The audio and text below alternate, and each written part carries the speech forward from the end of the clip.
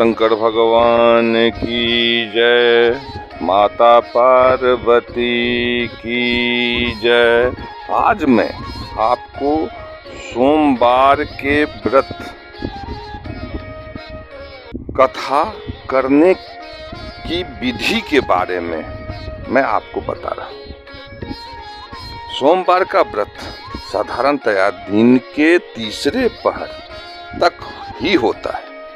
व्रत में फलाहार या पारण का कोई खास नियम नहीं है, किंतु यह आवश्यक है कि रात में केवल एक समय भोजन करें। सोमवार के व्रत में शिवजी पार्वती जी का पूजन करना अनिवार्य होता है। सोमवार के व्रत 3 प्रकार के होते हैं: साधारण सोमवार, सौम्य प्रदोष और 16 सोमवार व्रत। विधि तीनों की एक जैसी ही होती है। शिव पूजन के बाद कथा सुननी चाहिए। प्रदोष व्रत सोमवार, 16 सोमवार तीनों की कथा अलग अलग है। जो आगे व्रत खत्म होते ही मैं पहला सोमवार का व्रत की कथा कह रहा हूँ। प्रेम से बोलो शंकर भगवान की जय। एक समय बहुत धनवान साहूकार था, जिसके घर धन आदि की कोई कमी नहीं थी, परंतु उसको एक दुख था, उसके कोई पुत्र नहीं था। वह इसी चिंता में दिन रात लगा रहता था और वह पुत्र की कामना के लिए प्रति सोमवार को शिवजी का व्रत और पूजन किया करता था। संध्या काल को शिव मंदिर में जाकर शिवजी पर दीपक जलाया करता था।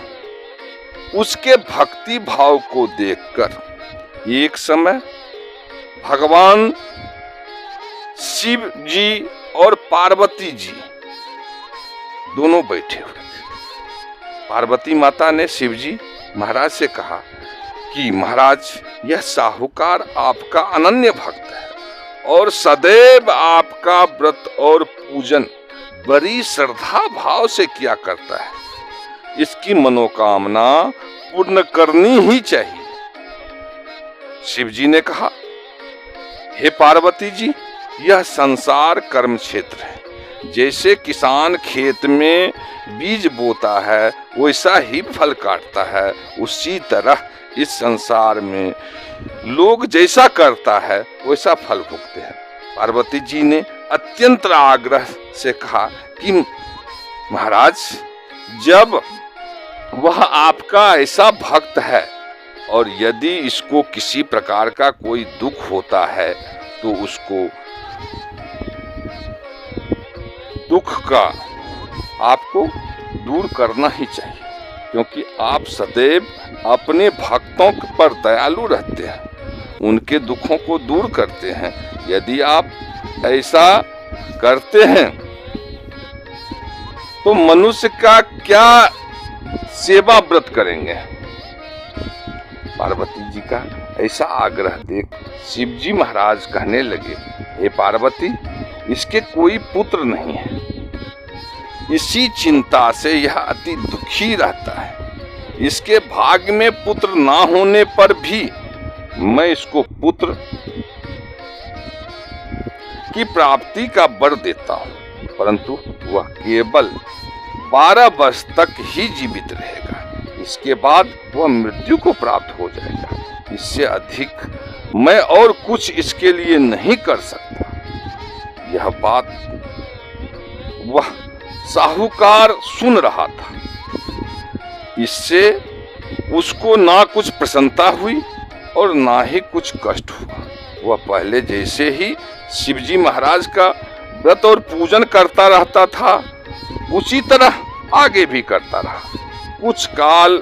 कुछ समय व्यतीत हो जाने पे साहूकार की स्त्री गर्भवती हो गई और उसे 10वें महीने में उसके गर्भ से अति सुंदर पुत्र की प्राप्ति हुई। साहूकार के घर में बहुत खुशी मनाई गई परंतु साहूकार ने उसकी केवल 12 वर्ष की आयु जानकर ना कोई अधिक प्रसन्नता प्रकट की और ना ही किसी को यह भेद बताया। जब वह 11 वर्ष का हो गया तो उस बालक की माता ने उसके पिता से कहा कि अब ये तो बड़ा हो गया, अब इसका विवाह आदि के लिए कर देना चाहिए। परंतु साहूकार कहने लगे, मैं अभी इसका विवाह नहीं करूंगा और यह काशी में जाकर के और शिक्षा ग्रहण करके लौटेगा तब इसका शादी करूंगा। फिर साहूकार ने अपने साले अर्थात उस बालक के मामा को बुलाकर उसको बहुत सारा धन देकर कहा, तुम इस बालक को काशी जी ले जाओ, वहां गुरुकुल में नाम लिखवा देना और खूब पढ़ाई करने के लिए उसे कहना और साथ में उनकी देखरेख करना। रास्ते में जिस स्थान पर भी जाओ यज्ञ करते जाना और ब्राह्मण को भोजन कराते जाना। यह दोनों मामा और भांजे सब जगह सब प्रकार यज्ञ करते और ब्राह्मणों को भोजन कराते जा रहे थे कि रास्ते में उनको एक शहर दिखाई पड़ा। उस शहर के राजा की कन्या का विवाह था और दूसरे राजा का लड़का जो विवाह करने के लिए बारात लेकर आया था वह एक आंख से काना था। उसके पिता को इस बात की बड़ी चिंता थी कि कहीं वर को देखकर कन्या के माता पिता विवाह में किसी प्रकार की अड़चन ना पैदा कर दे। इस कारण जब उसने अति सुंदर सेठ के लड़के को देखा तो मन में विचार किया कि क्यों ना बारात चढ़ाने के लिए इस लड़के को ले लिया जाए। राजा ने उस लड़के के मामा से यह बात कही तो मामा ने स्वीकार कर दिया। राजा ने लड़के को वर के पोशाक पहनवा तथा घोड़ी पे चढ़ा बारात चढ़ाने को ले गए और बड़ी सुंदरता से सब कार्य हो गए। वर के पिता ने सोचा कि अगर विवाह कार्य भी इसी लड़के से करा दिया जाए तो क्या बुराई है।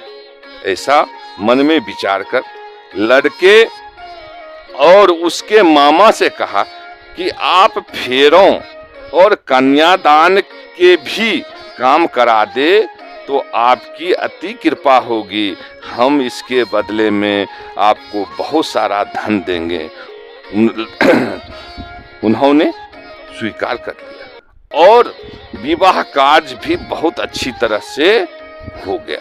परंतु जिस समय लड़का जाने लगा तो उसने राजकुमारी की चुनरी के पल्ले पर लिख दिया कि तेरा विवाह तो मेरे साथ हुआ, परंतु जिस राजकुमार के साथ तुमको भेजेंगे वह एक आंख से काना है। मैं तो काशी जी पढ़ने जा रहा हूँ। जब उस राजकुमारी ने अपनी चुनरी पर ऐसा लिखा देखा तो उसने राजकुमार के साथ जाने से मना कर दिया और कहा कि यह मेरा पति है ही नहीं, मेरा विवाह इसके साथ नहीं हुआ है, वह तो काशी जी पढ़ने गया है। राजकुमारी के माता पिता ने अपनी कन्या को विदा नहीं किया और बारात वापस चली गई। उधर वह सेठ का लड़का और उसका मामा काशी जी पहुंच गए। वहां जाकर उन्होंने यज्ञ करना और लड़के के पढ़ना शुरू कर दिया। जब लड़के की आयु 12 साल की हो गई तब एक दिन उन्होंने यज्ञ रचा रखा था। लड़के ने अपने मामा जी से कहा, मामा जी आज मेरी तबीयत कुछ ठीक नहीं है। मामा ने कहा, अंदर जाकर के सो जाओ। लड़का अंदर जाकर सो गया और थोड़ी देर में उसके प्राण पखेरु निकल गए। जब उसके मामा ने आकर देखा कि वह तो मुर्दा पड़ा है तो उसको बड़ा दुख हुआ और उसने सोचा कि मैं अभी रोना पीटना मचा दूंगा तो यज्ञ कार्य अधूरा रह जाएगा। अतः उसने जल्दी से यज्ञ का कार्य समाप्त कर ब्राह्मणों के जाने के बाद रोना पीटना आरंभ कर दिया। संयोगवश उसी समय शिवजी महाराज और माता पार्वती जी उधर से जा रहे थे। तब उन्होंने जोर जोर से रोने पीटने की आवाज सुनी तो माँ पार्वती ने भगवान भोले बाबा से कहे, यह तो उसी साहूकार का लड़का है ना? शिवजी बोले, पार्वती जी, इसकी आयु इतनी ही थी, सो भोग चुका। माँ पार्वती जी ने कहा कि महाराज की कृपा करके इस बालक को और आयु दे देते तो अच्छा होता, इसके माता पिता तड़प तड़प कर मर जाएंगे। माँ पार्वती जी के इस प्रकार की बार बार आग्रह करने पे भगवान शिव ने उसको जीवन वरदान दिया और शिवजी महाराज की कृपा से लड़का जीवित हो गया। शिव पार्वती जी कैलाश चले गए। तब लड़का और मामा उसी प्रकार यज्ञ कराते हुए अपने घर की ओर चल पड़े। रास्ते में उसी शहर में आए जहां विवाह हुआ था। वहां पर आकर उन्होंने यज्ञ आरंभ कर दिया तो लड़के को ससुर ने पहचान लिया और अपने महल में ले जाकर बड़ी खातिरदारी की। साथ ही बहुत दास दासियों के सहित आदर पूर्वक लड़की और जमाई को विदा किया। जब वह अपने शहर के निकट पहुंचा तो मामा ने कहा कि पहले मैं तुम्हारे घर जाकर सबको खबर देकर आता हूं। उस समय लड़के के माता पिता अपने घर की छत पर बैठे हुए थे और उन्होंने यह प्रण कर रखा था कि यदि हमारा पुत्र सकुशल घर आ जाए तो राजी खुशी नीचे उतरकर आ जाएंगे, नहीं तो इसी छत से गिरकर अपने प्राण दे देंगे। इतने में उस लड़के के मामा ने जाकर यह समाचार सुनाया कि आपका पुत्र आ गया, परंतु उनको विश्वास नहीं हुआ। तब उसके मामा शपथ पूर्वक कहा कि आपका पुत्र अपनी स्त्री के साथ बहुत सारा धन लेकर आया हुआ है। तो सेठ ने आनंद के साथ उनका स्वागत किया। अब वे सब बड़ी प्रसन्नता के साथ रहने लगे। इस प्रकार जो कोई भी मनुष्य सोमवार के व्रत को धारण करता है अथवा इस कथा को पढ़ता है, सुनता है या सुनाता है, उसके भी सब दुख दूर होकर उसकी समस्त मनोकामनाएं पूर्ण होती है। प्रेम से बोलो शंकर भगवान की जय।